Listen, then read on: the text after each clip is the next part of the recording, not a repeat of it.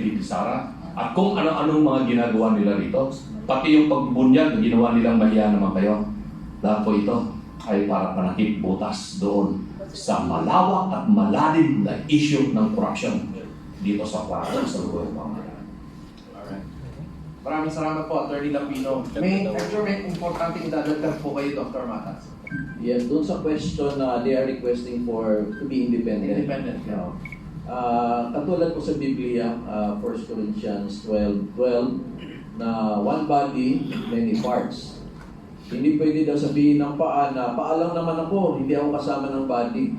Hindi pwedeng ipaghiwalay-hiwalay.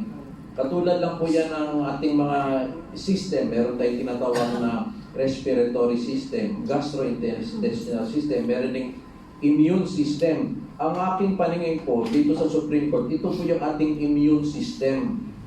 Kung walang immune system, bigla tayong lahat magkakasakit. Katulad lang po yan ng pasyenteng may AIDS. Pag may AIDS ang isang tao, wala na pong immune system yan, babagsak ang resistensya, mamamatay na rin. Ngayon, pag sinabi mong i-separate yung immune system, which is the Supreme Court, hahayaan na lang natin yung ibang parts ng body magtrabaho. Ibig sabihin, masisira yung ating bansa. So, ano na po yan, designed na po yan na makikialam talaga ang Supreme Court at hindi pwedeng hindi siya makialam. And actually, sa aking pong paningin, sila lang po yung matinong sangay ng gobyerno. So, tayo po ay nagpapasalamat sa inyong prinsipyo at sana po ipagproteksyonan, patuloy niyong proteksyonan po ang mamamayang Pilipino Supreme Court. Salamat po. Thank you, Dr. Mata. As early as parang I think February last year, I was already telling people that we're seeing signs of consolidation of power, di ba? Which is really dangerous for a democratic country. Imagine mo mag-consolidate yung power, for example, ng Senate, tapos Senate at saka House. So that's the full Congress already. Tapos ngayon, makikipag-sync pa sila, in chorus sila with the executive.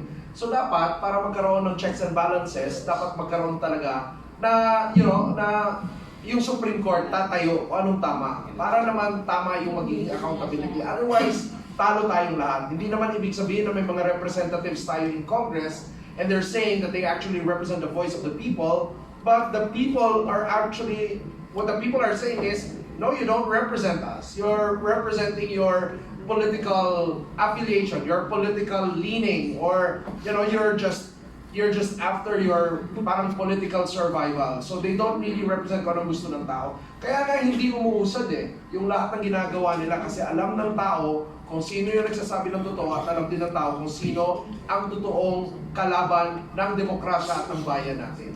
Okay? So, yung po yun. Now, the question, what I have in mind is that kasi lagi ko naririnig na dinudugtong nila dito na sabi daw parang may overreach on the side of the Supreme Court. That's why may mga panawagan as early as now for charter change, di ba? Nababaguhin yung constitution ngayon. Ano po kaya yung intention? Bakit nila pino-float itong charter change ngayon? Attorney Lambino. Well, ako ay very, very active advocate for charter change. 40 years ko na po ito. For 40 years na po ako nakikipaglaban dito. The Constitution was enacted 1987, so magpo 40 years. Since then, pinaglalaban ko ng palitan natin itong Constitution na ito. Kasi darating doon sa punto na ganito ang mangyayari. And I don't want to say na ako ay prophetic or what, pero talagang nakita ko na ganito ang mangyayari kasi basahin mo talaga yung Constitution na yan. Yung sistema at istruktura ng ating pamahalaan ay hindi naaayon para sa interes ng karamihang mamamayang Pilipino. Kung hindi, pinoproteksyonan at binibigyan ng malayang karapatan lamang ang mga mayayamang mga tao. Maging sila man ay Pilipino o dayuhan, ay sila ang makikinabang dito sa konstitusyon. At ganun nga po ang nangyari. So ang Pilipinas ngayon, it's not really actually the democratic country or Republican country that we have been dreaming of to be. Katulad ng sa Europe, katulad ng Malaysia, Singapore, Japan, South Korea, or the United States or Canada, na ating talagang sinasaludan. Hindi. The situation in the Philippines is we are an oligarchy. Yung mga mayayamang mga negosyante na kontrolado nila ang mga politiko. Kung titignan ninyo, halos lahat ng political parties, maliban sa PDP Laban, ay kontrolado ng mga negosyanteng mayayaman na sila ang nagpapatakbo ng mga partido na ito. So kung ano ang sasabihin itong mga mayayaman nito, susunod yung kanilang mga kalyadong mga politiko, lalong-lalo na sa Kongreso at sa Senado.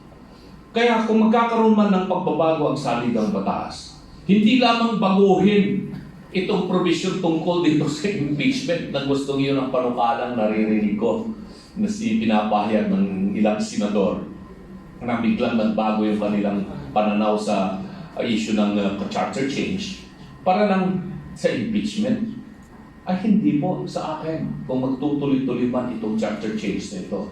Malawakang pagbabago ng saligang batas sa sistema, estruktura at forma ng gobyerno at ibalik ang kapangyarihang totoo sa taong bayan. Pabor po ako dyan kung talagang tunay ang pagbabago. At mangyayari lamang po yan kung magiging constitutional convention. Sa pamamagitan ng constitutional convention. Na hindi itong mga senador at congressmen na nakaupo ang siyang magbabago ng saligang batas. Kung hindi, magpasa sila ng batas, tawagin ang constitutional convention, kung ilan man yung mga delegado na iahalal sa bawat probinsya, ay iyon po ang mangyayari. Papayag po ako sa ganon. Dahil nakikita ko na kung hindi natin gagawin ito, magkakawindang-windang ang Pilipinas sa mga susunod na panahon. Sa lalong madaling panahon ay dapat iwasan natin ito. May mga naglalabasan ng mga issue, may mga gusto na, sila Dr. Mata, taga Mindanao, dati-rati, yung mga kaibigan at mga minamahal natin mga kapatid na Muslim lamang ang nakikipaglaban para magkaroon ng isang Mindanao Republic, kaya nagkaroon ng MILF, MNLF, etc. Mga Muslim po natin mga kapatid. Pero ngayon, marami akong nasatanggap na balita at informasyon na mga Kristiyano, mga negosyante, mga sawang-sawa na sa nangyayari dito sa Luzon, ay sila na mismo ang nagsasabing maganda na siguro humiwalay na tayo at magtayo na tayo ng sarili nating Republika ng Mindanao. Ay hindi ko sila masisisi kung ganoon po ang kanilang kaisipan. Pero masakit sa akin yun, hindi ako papayag na magkakaroon ng mawindang-windang ang Pilipinas at magkaroon ng disintegration ng ating bansa. At ang solusyon po dyan, tulad ng sinabi ko, ay talagang constitutional convention, charter change. Kung talagang gusto natin at sincere itong gobyerno ito. Pero kung ang dahilan lamang ay dahil lang sa impeachment para tayo magkaroon ng constitutional change, huwag na lamang po. Imbestigan na lamang po ito. Isa pa, ang kailangan po ninyong isipin, mga minamahal na kababayan. Address ko po sa inyo ito. Mahigit 60 million na Pilipino ang nagugutom ngayon. Halos hindi sila makakain ng 3 beses ang araw. Kung makakain man sila ng 3 beses ang araw, karamihan ng kanilang kinakain ay kanin lamang kung mayroong kanin at saka asin at konting gulay o kung hindi, noodles na lamang. Pero mahigit 60 million nakakaranas ng gutom. Wala na rin mga negosyante ang gusto mag-expand sa Pilipinas. Mga lokal na negosyante na nandito, ayaw nilang mag-expand. Takot na silang mag-invest. Yung mga foreigners, ayaw na nilang magpunta dito. Dahil mayroong political instability. Hindi na nila alam yung long term na mangyayari sa Pilipinas. Ang dami kong kausap, sabi nga nila, paano kung magnenegosyo dyan sa Pilipinas? Hindi lamang issue mataas ang inyong kuryente, yung problema yung mga pasahod sa mga tao, kulang kayo sa mga inhinyero, mga skilled, mga scientists. Pero ang problema ngayon ay itong mismong pamahalaan ninyo. Saan ko ba nakakita ng bansa na yung dalawang pinakamataas na pangulo ay naharap ngayon sa impeachment? Pilipinas lamang. With this political instability, no businessman in his right mind will come to the country and put his capital and gamble his money kasi of the uncertainty, hindi niya alam ang mangyayari dito sa Pilipinas. So yun po ang sitwasyon. Charter change, okay ako. Basta constitutional convention, papayag po ako.